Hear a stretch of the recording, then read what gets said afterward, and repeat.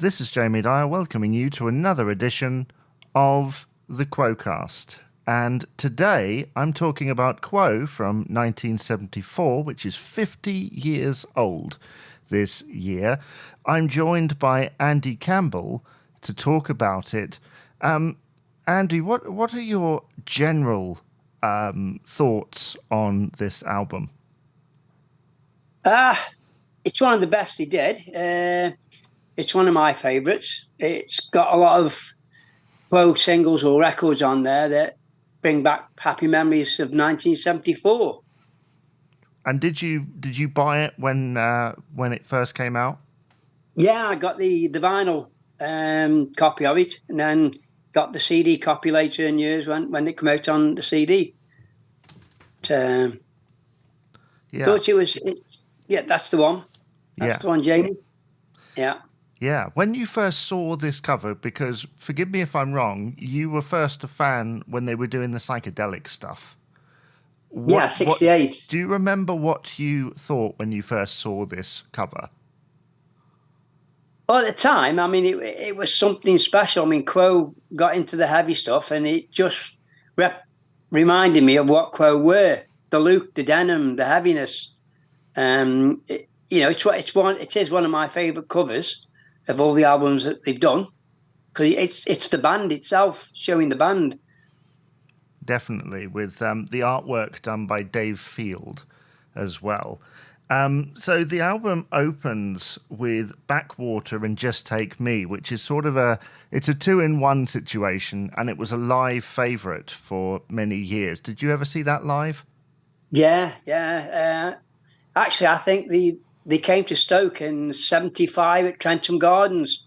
I was there at Thingy, and I'm sure they would have done that in '75 off the album. Yeah. It's quite a strong start, isn't it, with Alan Lancaster on lead vocals?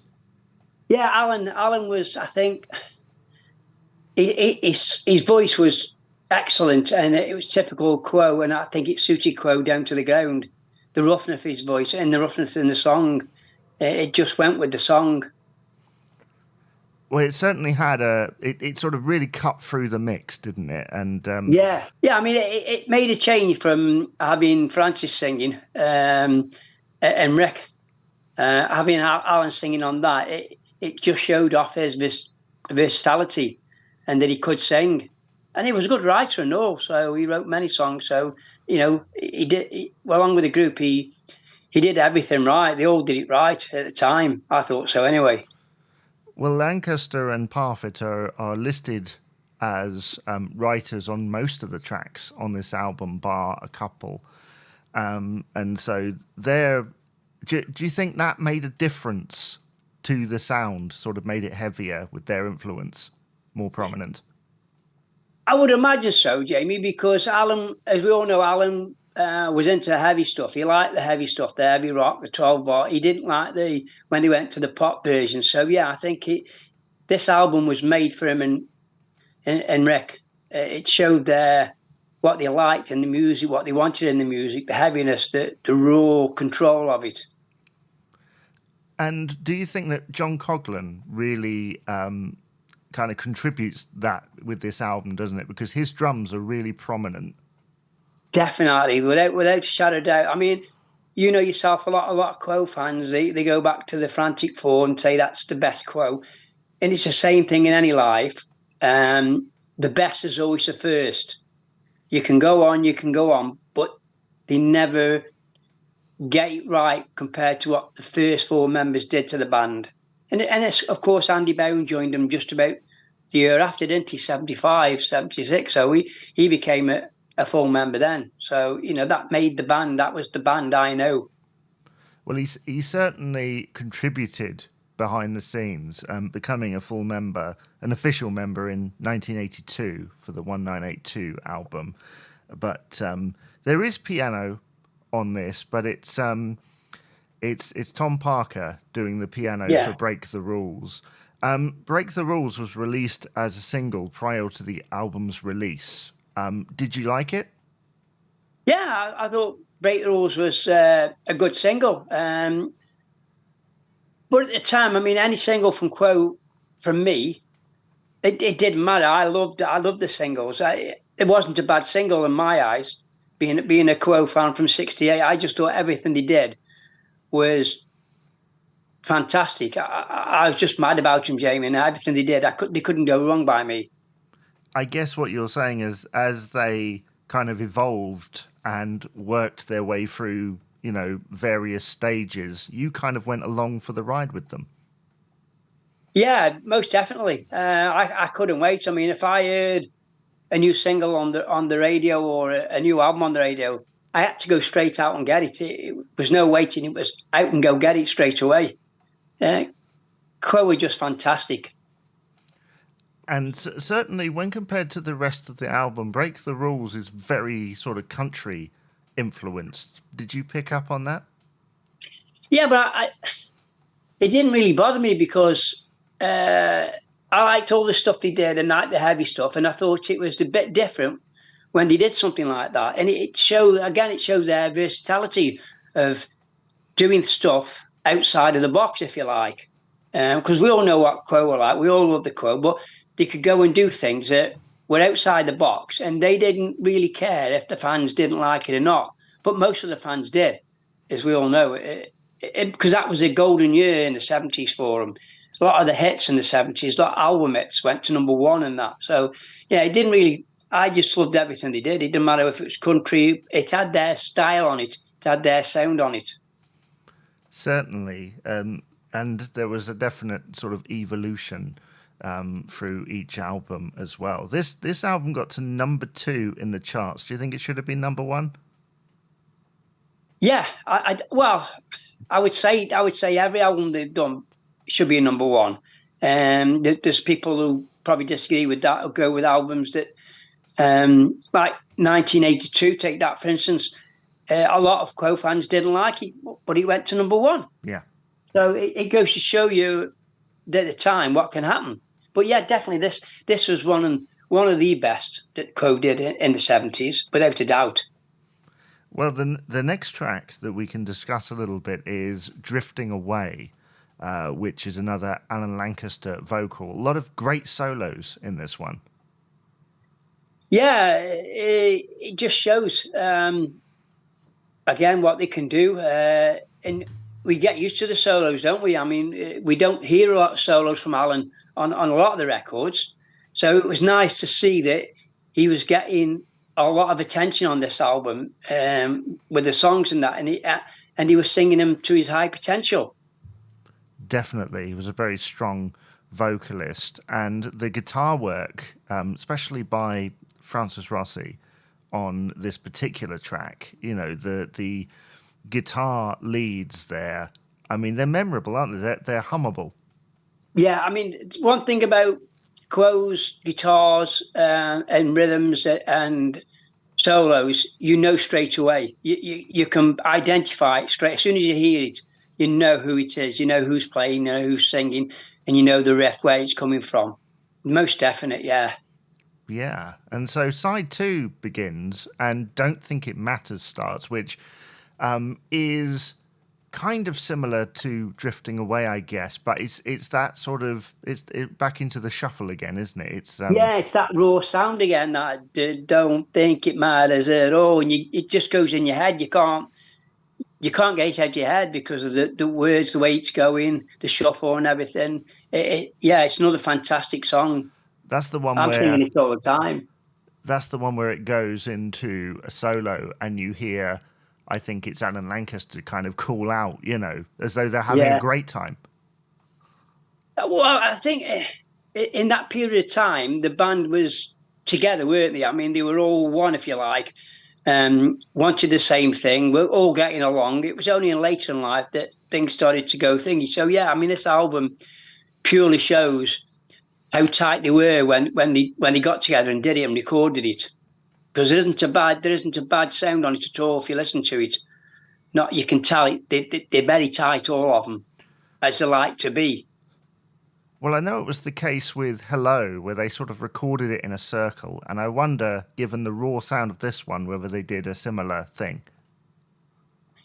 Well, that's a good question to ask one of the band. But if you ever get time, Jamie, I think if we look at, like I said, from Pile Driver, Quo, Hello, and Blue for You, they all had that really good combined togetherness. All the albums, all the songs, you knew what they were doing. You knew the sound was there. Everything was perfect on it.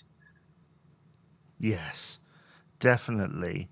Fine, Fine, Fine is the next one we can discuss here. It's a Rossi Young composition. A little more country, but some great Again, solos in that one. yeah, I love the solos. I mean, I love Francis when he gets into his little solo riffs and shows how good he is at playing the guitar. And I always think Francis is underestimated as a guitarist, even now. I thought him and Rick, we all know, was a great rhythm guitarist, probably one of the best. Yeah, and that shows that Fine Fine Fine shows that off without a shadow of a doubt. Definitely. Let's move on to Lonely Man, which is a bit of a change of pace. It's one of the slower songs, isn't it? It's in sort of the vein of early ones from Pile Driver, like All the Reasons and such. Like it's one of those slower ones, but it builds into something quite epic. Yeah, I mean, the end really gets going, but I think that Quo are underestimated when they do slow moving songs. I think they can really adapt and make them work, and they don't seem out of character for me, for Quo doing a slow song. And there's even other songs now that they do, and I think, well, they've done a fantastic job on that, and that's how they are. That's what they can do. They can turn a song that may not be a Quo song, or people resolve their Quo song, and they make it work for them. And I think that's fantastic. I think that's one of the things they do really well.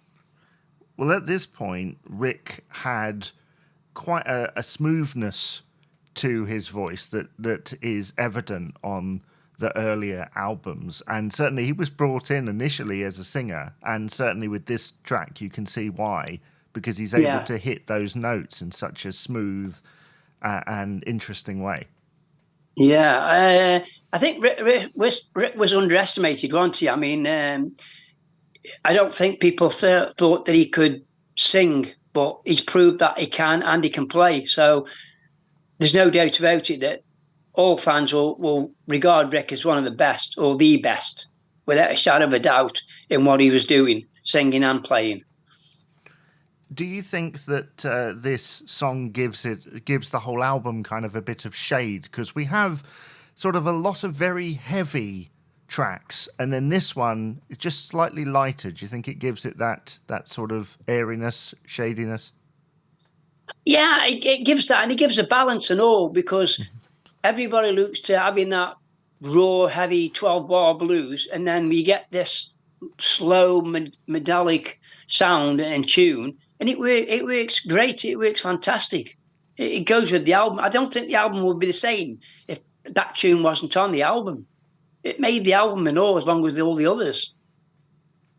Definitely. It's definitely a listening experience. I found that there's a lot of, as you say, balance in the track selection.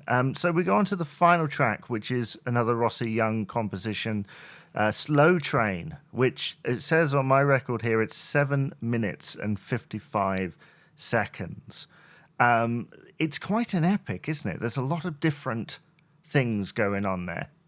Yeah, I mean the guitars and they've got it out to perfection. How they get the solos, the rhythms, both playing different parts of the record in their own type, if you like, because we know how it goes. And Rick and Francis seem to work really well on this, and it's one of the best songs on any album. Slow Train. It really gets you going because it starts off and then it builds and builds and builds until you get into the final bit where it's really moving. It sort of starts off as like a sort of a typical Quo song, and then it Yeah, surprises you and it goes off into like country and then like a marching band where John Coughlin's sort of military the background really drum. comes Yeah, into place. the Yeah. drum. Yeah. John's drumming on that, yeah, because he does his solo in it, doesn't he? Then they come back into the two guitars at the end of the solo, pitching back into the riff, if you like. So good at doing most of the riffs. We know that the Quo, you can tell automatically when you hear that riff, it's a Quo riff, and that's what we all love and like about it. Do you remember sort of, I mean, at that point, the long song had sort of been established because you'd had like Roadhouse Blues and you'd had 4,500 times. When you first heard this, like, do you remember what your thoughts were? Were you surprised by it? Uh, well, it's going back a long time, but I don't think I was, Jamie, because with loving Quo so much, anything they did, for me, it could go on for 10 minutes. They could keep on going. It's just the sound they made, and the love for Quo, that I couldn't care less. I could go on for 20 minutes for me, and I could just sit there and listen to it and keep on playing it over and over again. Are you disappointed they didn't play it live in full? I mean, I know it was used on a medley, but it would have been an interesting live track, if not a little tricky. It would, but we all know what Francis thinks about you can't get every track or every record when they're doing a concert. And I think they picked to play to the audience. But I think the audiences would have loved them doing the full set of Slow Train. I think that would have gone down a bomb. No doubt about that. Well, it might have changed a few perceptions, I think, because there are some kind of different for Quo stuff in there. Yeah. I don't know what to say about that because, like I said, it doesn't matter what Quo did to me. I could listen to it forever. And I've only got one perception of Quo, and that's Quo. That's it.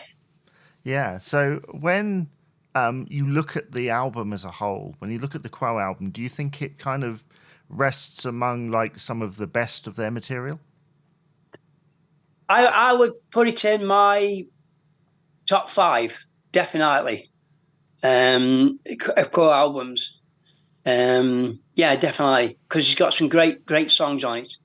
That the songs that many Quo fans I like to hear when they get into the riffs and along the guitar solos and everything, the drumming, heavy drumming and bass and that's what I like to hear from Quo. Yeah, so it'd be my top 5, definitely.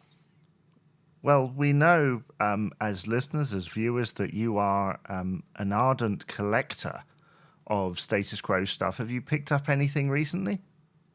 Yeah, I've all the latest stuff that's been released. I've had 2 of them, and I've got 2. The rest of it coming this month, the end of the month. The 2 vinyls that they're just releasing, and I've picked up a few things off other websites, shall we say, that I haven't got. I'm still collecting all the time, Jamie, and I've got a long way to go to get my collection up to something, because I was watching the end of not the end of the tour, the tour where they did the 4 gigs in one day. Yeah, and there was a guy on. Yeah, there was a guy on there, and he got something like, I think it was 300 albums and 300 odd singles. So obviously he's been collecting all over the world. So I've got a long way to go to match that collection, but I'll keep on trying. I'll keep on collecting, being the Quo fan I am. Excellent. Well, thank you, Andy, for being a guest on the podcast today. No problem, Jamie. Thanks for having me on.